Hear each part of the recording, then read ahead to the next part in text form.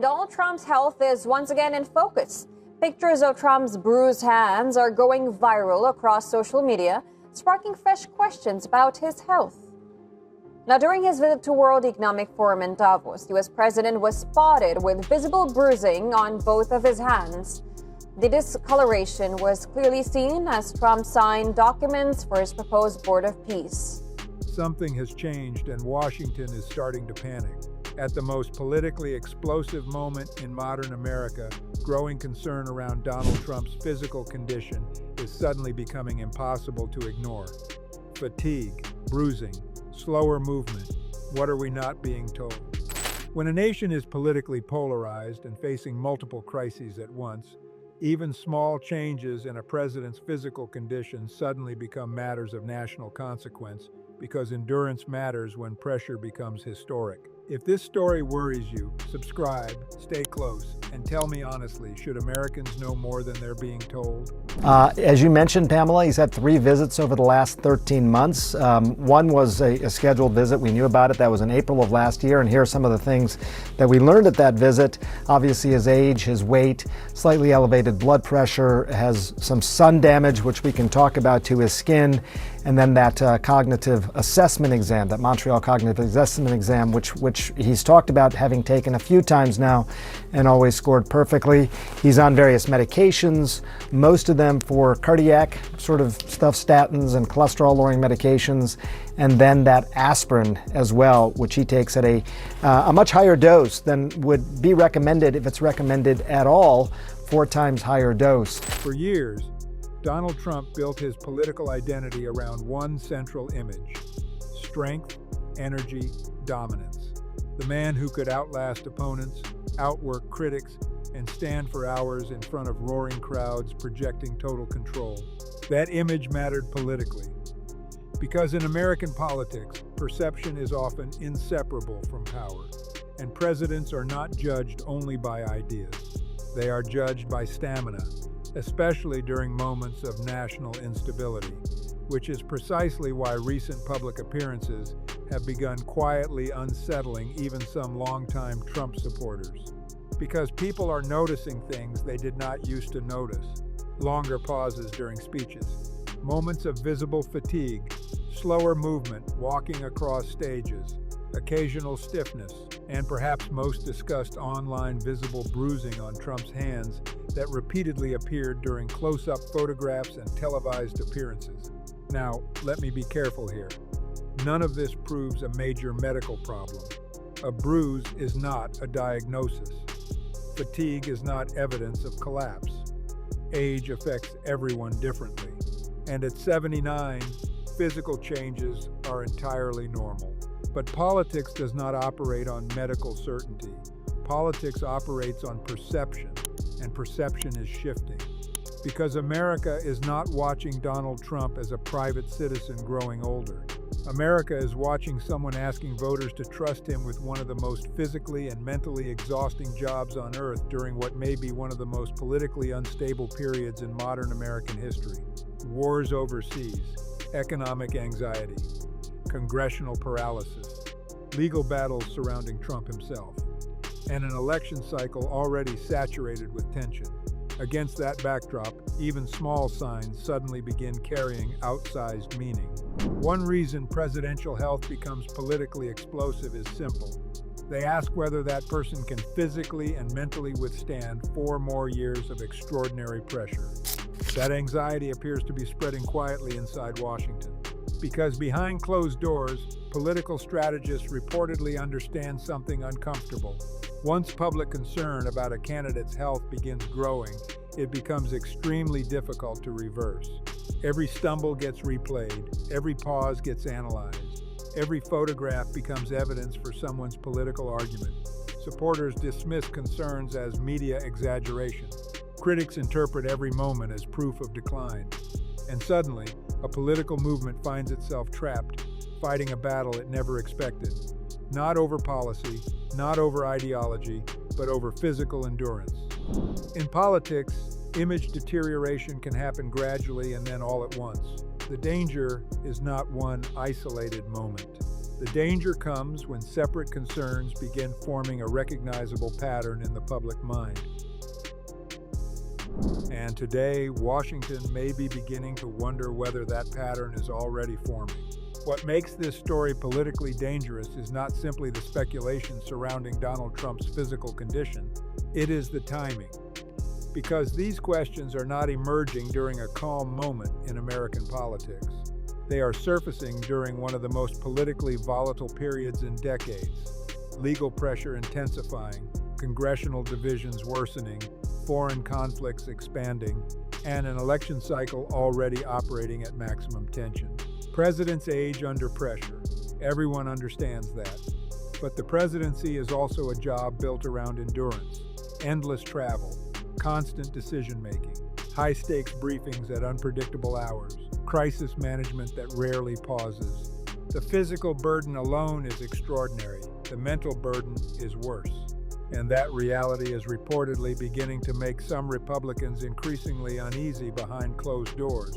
Not because they suddenly oppose Trump, far from it. Many remain deeply loyal.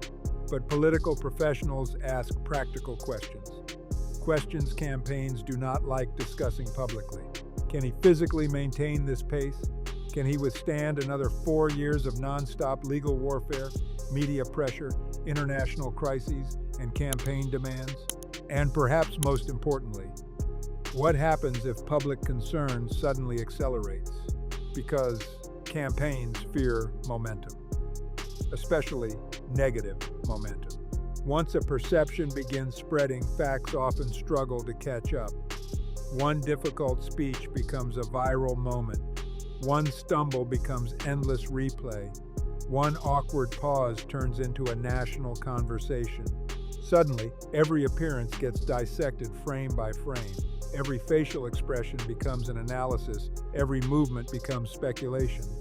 Modern political media creates a dangerous feedback loop. Physical signs that once might have gone unnoticed now circulate instantly across millions of screens. The political issue becomes less about medical reality and more about public perception, and perception can move extraordinarily fast. That is particularly dangerous for Trump because strength has always been central to his political identity. He did not build his movement around calm competence. He built it around force, dominance, energy. The image of someone stronger than the system attacking him, which means even ordinary signs of aging may carry far larger political consequences than they would for another politician. And privately, many Republicans reportedly understand something uncomfortable.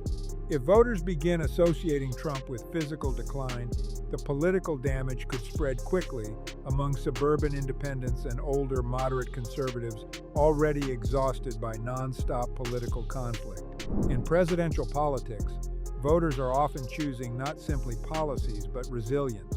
Fairly or unfairly, they ask themselves one basic question: who looks capable of carrying the weight of crisis when the pressure becomes overwhelming? And that may explain why, despite public confidence, growing nervousness is quietly spreading through parts of Trump's political orbit tonight. But perhaps the most uncomfortable part of this entire conversation has very little to do with bruising, slower movement, or even visible fatigue. It has to do with transparency, because whenever concerns emerge around a president's health or a presidential candidate seeking power, the same question always returns: what are Americans actually being told? And perhaps more importantly, what are they not being told? History matters here. The United States has seen presidents hide serious medical realities before. From carefully concealed illnesses to heavily managed public appearances, presidential health has often been treated as both a personal matter and a national security concern, sometimes for understandable reasons, sometimes for deeply political ones. And that history is precisely why moments like this begin making Washington nervous. Not necessarily because something catastrophic is happening, but because uncertainty creates speculation. Speculation creates fear, and fear spreads faster than facts. Supporters insist the concerns surrounding Trump are exaggerated, another media attempt to weaken him politically. They point out his demanding campaign schedule, marathon public appearances, and ability to dominate hours of unscripted interviews as evidence that he remains fully capable. Critics see something different. They point to recent appearances and argue that signs of strain are becoming increasingly difficult to ignore, and somewhere in the middle sits a public increasingly unsure what to believe. Because Americans are not merely evaluating Donald Trump as a political figure anymore, they are evaluating whether someone approaching 80 years old can realistically carry the burden of the presidency during one of the most dangerous geopolitical and political moments in modern history. Wars expanding overseas, economic uncertainty at home, institutional distrust rising, political polarization reaching historic levels. The presidency, in moments like this, becomes less about ideology and more about endurance. One of the paradoxes of presidential politics is that voters demand honesty while political systems reward secrecy. Health concerns become uniquely sensitive because campaigns fear weakness, opponents exploit uncertainty, and institutions often prefer stability over transparency.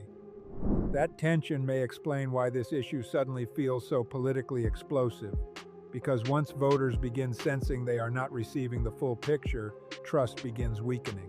And in politics, weakened trust becomes dangerous very quickly. Rumors expand. Videos go viral. Interpretations become tribal. Every appearance suddenly feels like evidence supporting someone's pre-existing belief. The result is not clarity, it is chaos. Political confidence can weaken quietly at first. Rarely does it collapse because of one dramatic event. More often, concern accumulates gradually until one moment suddenly convinces the public something fundamental may have changed. And that may be the deeper fear quietly spreading through Washington. Not simply whether Donald Trump is tired, but whether America is beginning to notice something political insiders hoped voters would ignore. So today, the real question hanging over Washington is not simply whether Donald Trump looks tired. It is whether Americans are seeing the full picture at the exact moment the country may be entering one of the most politically unstable periods in modern history. Maybe these concerns are overstated. Maybe this is nothing more than the natural strain of age under extraordinary pressure. Or maybe the signs people are noticing today become impossible to ignore tomorrow. Tell me honestly, are concerns about Trump's health politically exaggerated, or should voters be asking harder questions now? Like, subscribe, and stay close because stories Washington avoids discussing often matter most.